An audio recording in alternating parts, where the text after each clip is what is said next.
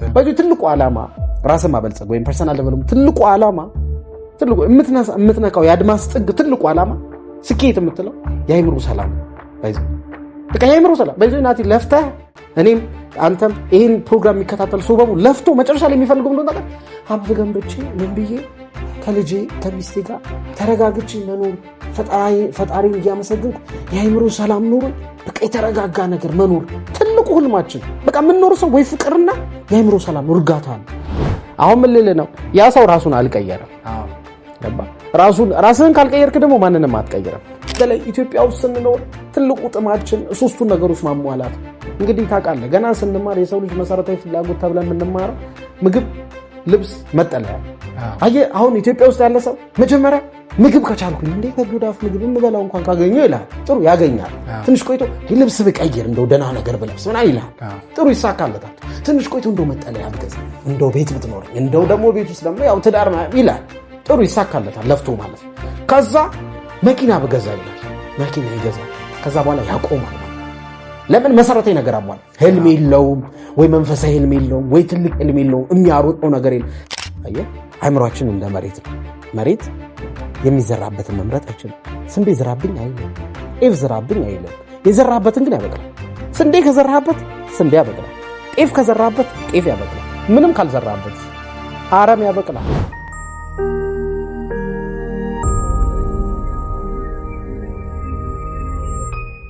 እኔ እውነት ለመናገር መኖር ያለብን ለእውነተኛ ደስታችን ይሄ ሰላም ለሚሰጠን እኔ በጣም ይሄ መንፈሳዊ ስፒሪቹዋሊቲ ሀሳቦች በጣም ነው ደስ የሚለው። ለምን መሰለህ መጨረሻ ላይ ዞረ እዛ ጋር ነው የምታልፈው። አንድ እንደውም ቢሊየነር ነው መሰለኝ ምን አለ አሁን 70 ዓመቴ ነው 68 ዓመቴ ነው አለና ድሮ ልጅ እያለሁ አንድ ሰው መክሮኝ ነበር። ይሄ ምክር የገባኝ ግን አሁን ነው። ምንድነው ብሎ ይመከረኝ አለ ወጣት እያለሁ 20ዎቹ 30ዎቹን ስጀምር አለ በጣም ገንዘብን አሳድግ ነበር። በደንብ ወጥሬ ይሰራ ነበር። ግን ለቤተሰቦቼ ጊዜ አልሰጥም ነበር። የመንፈሳዊ ህይወቴ ላይ ጠንካራ እደርስበታለሁ ምን እንደዚህ አገለግላለሁ ምን እደርስበታለሁ እል ነበር። ግን አንድ ትልቅ ሰው ምን አለኝ አንተ እኮ መጀመሪያ ሮጣ መጨረሻ ላይ ዓላማ ደስተኛ መሆን ነው። እስኪ ለምሳሌ አሁን ሮጣህ ምንድነው የምታገኘው አሉኝ። መጀመሪያ ያው ጥሩ ገቢ ያገኛለሁ ጥሩ ቢዝነስ ገነባለሁ። ከዛስ አሉኝ አለ ከዛማ ቢዝነስ ከገነባ በኋላ ጥሩ ገቢ ይኖረኛል። ከዛስ ጥሩ ገቢ ካለኝ በኋላ አንድ ሰፋ ያለ ሲስተማቲክ የሆነ ቢዝነስ ገነባለሁ። ታዲያ አሁን መኖር አትችልም ወይ? አሁን ለምን ደስተኛ አትሆንም? አሁን በትንሹ ለምን አትዝናናም? አሁን ለምን በትንሹ ከቤተሰቦች ጋር ጊዜ አታጠፋም? አሁን ለምን በትንሹ መንፈሳዊ ህይወት ላይ አትጠነክርም? ያኔን ለምን ትጠብቃለህ? ተኝተህ ማደርህን እኮ እርግጠኛ አይደለህም አሉኝ አለ። ከዛ እሱ እሺ አልኳቸው አለ። ግን በውስጤ ምንድነው ትልቁ ህልሜን ማሳካት አለብኝ ብዬ በአንድ ዳይሜንሽን ሮጥኩ አለ። ቢሊየነር ሆንኩ አለ። ቢሊየነር ከሆንኩ በኋላ ግን እውነት ለመናገር እሳቸው ያሉኝ ነው የተፈጠረው። ገንዘቡ መጣ ምኑ መጣ። ከዛ ግን ከቤተሰቦቼ ጋር ልዝናና ስል ልጆች ያድገዋል። አግብቶ ምን ብለዋል? ሚስቴ አርጅታለች። ምንም ላደርገው አልቻልኩም ህይወትን አለ። ምን ነው ያኔ ብዝናና እስክል ድረስ ቁጭ የሚገርመኝ አሁን ከሚስቴ ጋር እንኳን ጥሩ ጊዜ ሳሳልፍ ጥሩ መንፈሳዊ ቦታ ሲሄድ አይምሮ የተረጋጋና መወስነው ውሳኔ እስከዛሬ በህይወቴ አግኝቼ ማላቀውን ገንዘብ እንዳገኝ ያደረገኝ። አሁን ለካ ሰውየው ልክ ናቸው። ያኔ በጣም በረጋጋ ደስተኛ በሆን ኖሮ በ68 ዓመት አይደለም ቢሊየነር መሆነው በ40 ዓመቴም ሊሆን ይችል ነበር። ስለዚህ ብዙ ሰው ይሄን ሳይ ላይዋጥለት ይችላል። አሁን ማወራው ነገር አሁን በዚህ ሰዓት ላንተ የሚዋጥልህ ወጥረ ከተማርክ ወጥረ ከሰራ ደስተኛ የምትሆን ሊመስል ይችላል። አይደለም። የህይወት ትልቁ ትርጉም እሱ አይደለም። ሰርቫይቫል አይደለም። በተለይ ኢትዮጵያ ውስጥ ስንኖር ትልቁ ጥማችን ሶስቱን ነገሮች ማሟላት። እንግዲህ ታውቃለህ ገና ስንማር የሰው ልጅ መሰረታዊ ፍላጎት ተብለን የምንማረው ምግብ፣ ልብስ፣ መጠለያ። አየህ አሁን ኢትዮጵያ ውስጥ ያለ ሰው መጀመሪያ ምግብ ከቻልኩኝ እንዴ ከዱዳፍ ምግብ እንበላው እንኳን ካገኘው ይላል። ጥሩ ያገኛል። ትንሽ ቆይቶ ልብስ ብቀይር እንደው ደህና ነገር ብለብስ ምን ይላል። ጥሩ ይሳካለታል። ትንሽ ቆይቶ እንደው መጠለያ ብገዛ እንደው ቤት ብትኖረኝ እንደው ደግሞ ቤት ውስጥ ደግሞ ያው ትዳር ይላል። ጥሩ ይሳካለታል ለፍቶ ማለት ነው። ከዛ መኪና ብገዛ ይላል። መኪና ይገዛል። ከዛ በኋላ ያቆማል ማለት ነው። ለምን መሰረታዊ ነገር አሟል። ህልም የለውም ወይ መንፈሳዊ ህልም የለውም ወይ ትልቅ ህልም የለውም። የሚያሮጠው ነገር የለም። የሰው ልጅ ሲኖር በተለያየ አቅጣጫ የሚያሮጠው ነገር ያስፈልጋል። በገንዘብ፣ በደስታ፣ በቤተሰባዊ ግንኙነት፣ በፍቅር ግንኙነት ህልም ያስፈልጋል። ያንን ስትኖር ነው አንተ እየኖርክ ያለው። አንድ ሰው እየኖረ ነው የሚባለው አሁን ያለበትን ካወቀ የሚደርስበትን ካወቀ ወደሚደርስበት መንገድ ከጀመረ እየተጓዝክ ከሆነ ነው። ዝም ብለህ እግረ መንገድህን ከኖርክ እየኖርክ አይደለም። እያኗኗርክ ነው። የሚኖሩትን እያናናርከ ባይዘ ህልም የሌለው ሰው ህልም ያለው ሰው አገልጋይ ሆኖ ነው የሚቀረው። አየህ ህልም ሲኖር ግን እዛ ነው መድረስ ውስጥ ግን ሰው አይጫወትብህ። በህይወት ገብቶ እንዲህ ብታደርግ አይልም። መካሪ አይደለም። ሰዎች አንተ ህይወት ላይ አይወስኑም። እቅድ ሲኖርህ አንተ ወዴት እንደምትሄድ ታውቃለህ። ህይወትን ትመራዋለህ በራስህ መንገድ እና በዛ መንገድ ሰዎች ነጋቸውን ማሰብ አለባቸው በተለያየ አቅጣጫ። እኔ የዛሬ 10 ዓመት ከእንቅልፌ ስነሳ ምን አይነት ቤት ውስጥ ነው ራሴን ማግኘት የምፈልገው? ምን አይነት መንፈሳዊ ህይወት፣ ምን አይነት ትዳር፣ ምን አይነት ልጆች፣ ምን አይነት ደስታ፣ ምን አይነት ቦታ ነው የምጎበኘው ማለት አለብን ገና ካሁኑ። ቢግን ዊዝ ዘ ኤንድ ኢን ማይንድ የሚባል ነገር አለ። በአይምሮ ጀምረውና በተግባር ጨርሰው። በአይምሮ ያልጀመርከውን አታሳካው። ባይዘው ትልቁ ነገር በአይምሮ የታሰበ ነገር ነው ወደ መሬት መውረድ የሚችል።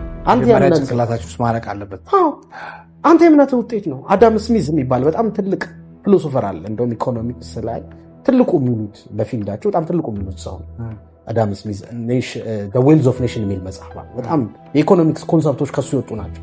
ምን ይላል መሰለህ? all money comes from a belief ይላል። የትኛውም ገንዘብ የሚመጣው ከእምነት ነው። አየህ ያላመንክበትን ገቢ አታስገባም። ኪስ ውስጥ የሚገባው ይገባኛል ብለህ የምታምንበት ገንዘብ ነው። አይምሮ ውስጥ የሚገባው ደስታ ይገባኛል ብለህ የምታስበው ደስታ ነው። አየህ ስለዚህ ይገባኛል የምትለውን ትልቅ አድርገው።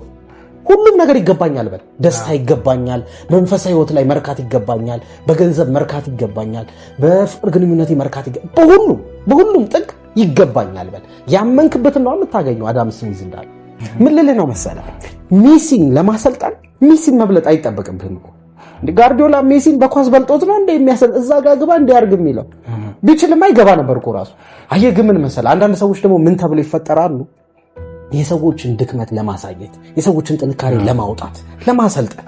ለምሳሌ ምን ማለት ነው? አንተ እሳቱ ላይ ተጥለሃል፣ እኔ ከእሳቱ ውጪ ናቲ እንዲህ ብታደርጋት እኮ አየህ አንተ ጫና ውስጥ ነህ። የማታየውን አንግል እናየዋለን። ናቲ ይኸውልህ ይሄ እኮ አቅምህ ነው ብትጠቀምበት እልሃለሁ። ስለምበልጥህ አይደለም ግን ከዳር ስለሆንኩ ነው። እንደ ሌላውን ተው። እኛ እኮ ለሰው መምከር እንችልበታለን። አይተህ እኮ ለራሳችን ብዙ ጊዜ አናውቅበትም። ለሰው ግን እንዲህ ብታረግ በፍቅር ግንኙነት ይሆናል፣ ለሰው እንመክራለን፣ በገንዘብ እንመክራለን፣ ለራሳችን ግን አንሆንም። የኛ ፕሮፌሽን ደግሞ ስራዬ ራሱ ስለአንተ ማሰብ ነው። አንተን መቀየር የኔ ስራ። ግን አንድ ነገር ትፈልጋለህ ማለት ቀጥታ ታገኘዋለህ ማለት አይደለም። ሪሰርች ማድረግ ሊኖርብህ ይችላል። መማር ያለበት ትምህርት ሊኖር ይችላል። መሆን የምትፈልገውን ነገር ለማግኘት የምትከፍለው መስዋዕትነት ሊኖር ይችላል። እዚህ ማንም ሰው በሰዓት የሚያይ ሰው አክተር ልሁን ካለ መሆን ይችላል። ሯጭ ልሁን ካለ መሆን ይችላል። ባለሀብት ልሁን ካለ መሆን ይችላል። ህይወት ምርጫ ነው፣ እድል አይደለም። ግን ስትመርጥ ያንን ነገር ምን ያህል ትፈልገዋለህ? አሁን አድርጎና እንደው ኳላ አንድ ሰው መጥቶ ፍጥ ያደርግ እንደዚህ አፍና አፍንጫን ቢያፍን ፈጣሪ ነፍሴን ተቀበላት ብለህ ጸጥ ትላለህ? የምትችለውን ዋጋ ትከፍላለህ። አየህ በጣም የምትፈልገው ከሆነ አንድ ነገር ለማግኘት ምንም መንገድ አይጠፋም። ከመሬት ተነስተ ይሄን እሆናለሁ ብትል የምትጋደል ከሆነ ሳልሆን አላቆምም እፈልጋለሁ ብቻ አይደለም ያስፈልገኛል የምትል ከሆነ ትሆናለህ። እንደውም እኔ ተወና የውጭ ሀገሮችን እኛ ሀገር እኮ እንዴ ተለመ የስኬት መንገድ የሀብት መንገድ ይደህና ልክ ገለጥ ስታረገው መጽሐፌን ለማተብ የተባበሩኝ ያጎቴን ልጆች ማለት አመሰግናለሁ ይዘረዝርልሃል። ገብቷል። እንግዲህ መጽሐፉን ለማተም እንኳን አይችልም ማለት ነው። ምናልባት 1000 ኮፒ 10000 ኮፒ ሊሆን ይችላል። አሁን ምን ልልህ ነው? ያ ሰው ራሱን አልቀየረም። ገባ? ራስህን ካልቀየርክ ደግሞ ማንንም አትቀየርም። መጀመሪያ ወደ ራስህ ትመለከታለህ፣ የሆነ ነገር ታይበታለህ። አንተ የጣመህን አሁን ለምሳሌ እኔ የሆነ ነገር ሳይጥመኝ ናቲ እስኪችን ጉረሳት ምን አልልህም። እንዴ ያረረም እኮ ሊሆን ይችላል መቅመስ አለብኝና ልክ ነህ። ያልቀመሱት ሰዎች ሊያወሩ ይችላሉ። ግን በየትኛውም ስራ ዘርፍ የተለመደ እኮ ነው። በነገራችን ላይ ግን ምን ልልህ ፈልጌ ነው፣ የግድ አሁን ትልቅ አድርገው ማየት የለባቸውም ሰዎች። የሆነ ነገር መሆን እፈልጋለሁ ሲሉ እኔ እንደዚህ ባደርግ እንዲህ ብሆን፣ አሁን ለምሳሌ አሁን ሞቲቬሽን ስፒከር ለመሆን እኔ ባለ ሀብት መሆን አለብኝ ብሎ ማሰብ የለባቸው። ለምሳሌ ውጭ ሀገር ትልልቅ ሞቲቬሽን ስፒከሮች፣ አክተሮች፣ በጣም ስኬታማ የሆነ ኤክስፒሪየንስ ሊሆኑ ትልልቅ ህብረተሰብ የሚያደንቃቸው ሰዎች ሊሆኑ ይችላሉ። ያልሆኑም ግን ሞቲቬሽናል ስፒከር ሆነው ይወጣሉ። አየህ አንዳንዴ በልምድም ይኮናል፣ በእውቀትም ይኮናል። እንዴ ማሚቱ ጋሽ ስፔሻሊስት ሆነች አልተማረችም፣ ግን የፌስቱላ ሕክምና ታደርጋለች። ከካትሪን ሃምሊን ስርስር ብላ እንደረዳት አይታ አሁን ስፔሻሊስት ነች። እና ምንም ነገር ኢምፖሲብል አይደለም፣ ይቻላል። ልክ ነህ። ግን አንድ ነገር ለሰዎች ከመስጠት በፊት ግን አንተ ልትቀየረበት ይገባል። በዚህ ትልቁ ዓላማ ራስን ማበልጸግ ወይም ፐርሰናል ዴቨሎፕመንት ትልቁ ዓላማ ትልቁ የምትነካው የአድማስ ጥግ ትልቁ ዓላማ ስኬት የምትለው የአይምሮ ሰላም ባይዘው በቃ የአይምሮ ሰላም ባይዘው ናቲ ለፍተህ እኔም አንተም ይሄን ፕሮግራም የሚከታተል ሰው በሙሉ ለፍቶ መጨረሻ ላይ የሚፈልገው እንደሆነ ነገር ሀብት ገንብቼ ምን ብዬ ከልጄ ከሚስቴ ጋር ተረጋግቼ መኖር ፈጣሪን እያመሰገንኩ የአይምሮ ሰላም ኖሮኝ በቃ የተረጋጋ ነገር መኖር ትልቁ ህልማችን። በቃ የምንኖር ሰው ወይ ፍቅርና የአይምሮ ሰላም እርጋታ ነው። አየህ ገና ካሁኑ ግን እያዳበርከው ብትሄድ የምትለው ምንድነው? የተረጋጋ ነገር። ለምሳሌ ስለ ገንዘብ አለመጨነቅ እንፈልጋለን። መጨረሻ ላይ አየህ ለስራ ነገ ጧት ልሰራ ነው ማለት የለብህም። ስለሚያስደስት ብቻ ነው መስራት ያለብህ በስራ። አየህ ስለሚያስደስት ብቻ ነው ከሰዎች ጋር መገናኘት ያለብህ። መጨረሻ ላይ የሚያስደስትን ብቻ አድርገህ ፈጣሪን እያመሰገንክ አይምሮ እርፍ ብሎ እፎይ በቃ እንዴት ልበል እፎይ።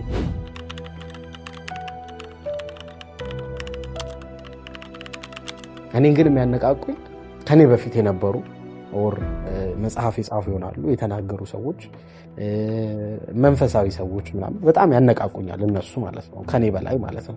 እንደውም እኮ ብዙ ጊዜ አይተህ ከሆነ እንደውም ከዚህ በፊት አንድ ስቶሪ ሰርቼ ነበር።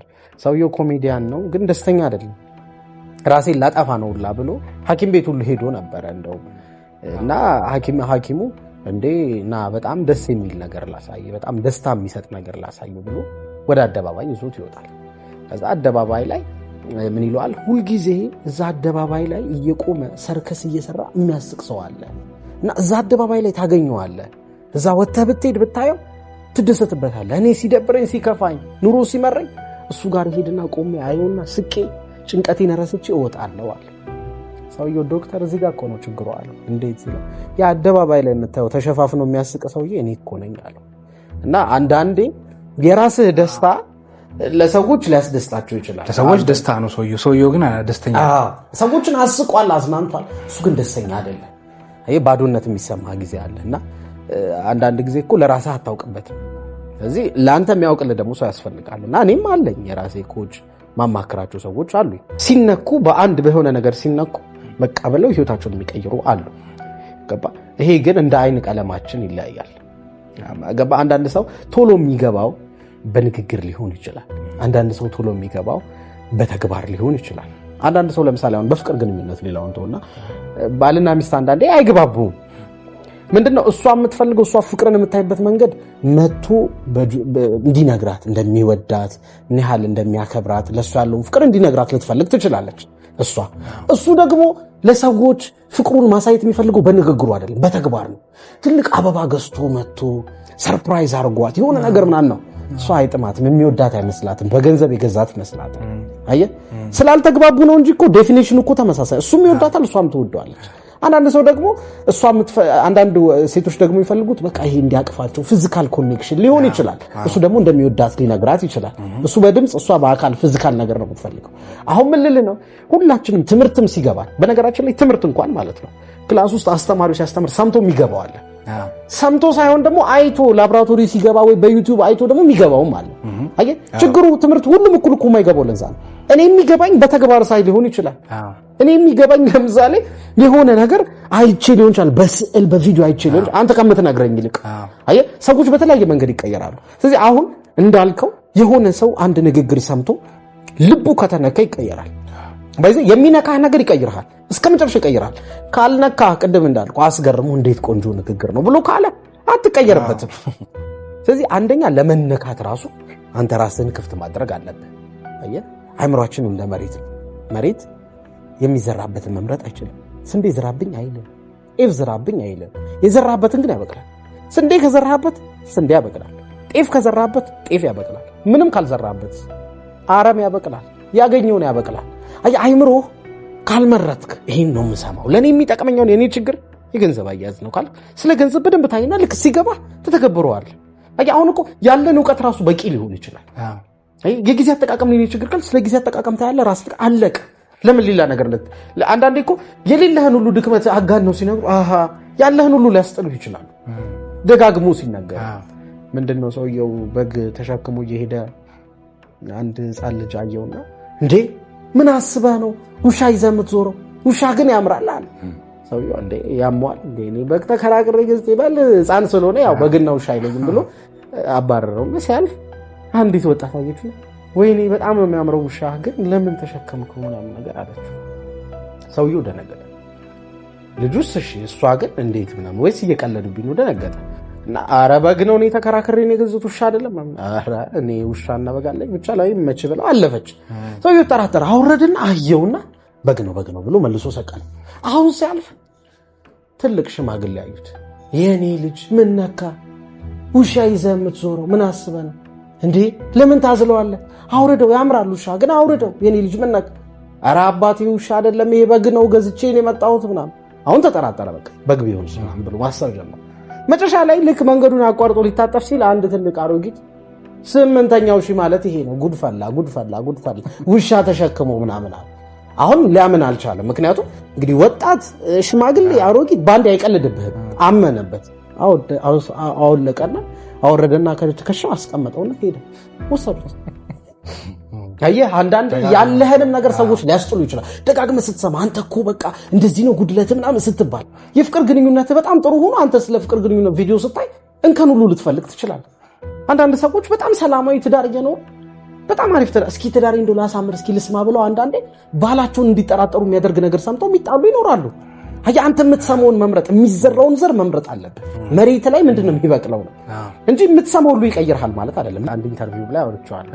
ልጅቷ ምንድነው ካላገኘው ብላ ጭቅጭቅ አገኘች እና እኔ ሰው በአካል አላገኝም ግን የግድ ነው ስትለኝ የሆነ በቃ ችግር ደርሶባት ነው የራሷ አልታጠፋ ምናምን ብዬ ነው ያገኘኋት። ምን አለች? እንድታደፋፍረኝ ፈልጋለሁ። ምን ልነቀስ ፍቺ ያለሽ በለኝ አትፈሪም በለኝ አለች። እንግዲህ አያ አንዳንድ ጊዜ ሰዎች የሚረዱበት መንገድ ይለያያል። ገባ ነገሮች የሚረዱበት ባይዘው እሳት እኮ ጥቅምም አለው ጉዳትም አለው። ወይ ምግብ ታበስልበታል ወይ ቤትን ያቃጥላል። አየ ማንኛውም አንተ አሪፍ ነው የምትለው ነገር በሙሉ የሆነ ድክመት አለው። ከጀርባው የሆነን ሰው ሊጎዳው ይችላል። ለዚህ ነው ቅድም ያልኩህ ጥሩ የፍቅር አማካሪዎች ወይ የፍቅር ግንኙነት ላይ ስፒች የሚሰጥ ንግግር የሚያደርጉ ሰዎችን እየሰማ ያንተን ስፖይል ሊያደርገው ይችላል፣ ሊያበላሽው ይችላል።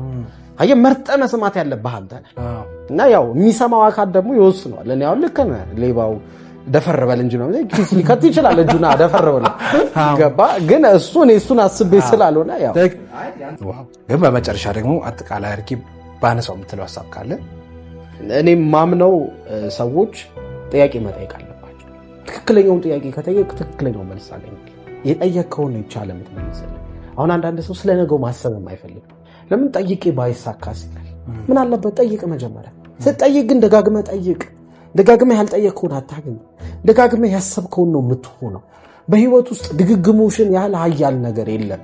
እየደጋገምክ ያደረግከው ነገር ነው ህይወትን የሚቀይረው። የሆነ ቀን ተነስተ ያደረግከው አይደለም። ምን ማለት ነው? ድንጋይ የሚሰብረው ጎርፍ አይደለም። ጎርፍ ድንጋዩን አቅጣጫ ነው የሚያስቀይረው። ድንጋዩን የሚሰብረው የውሃ ጠብታ።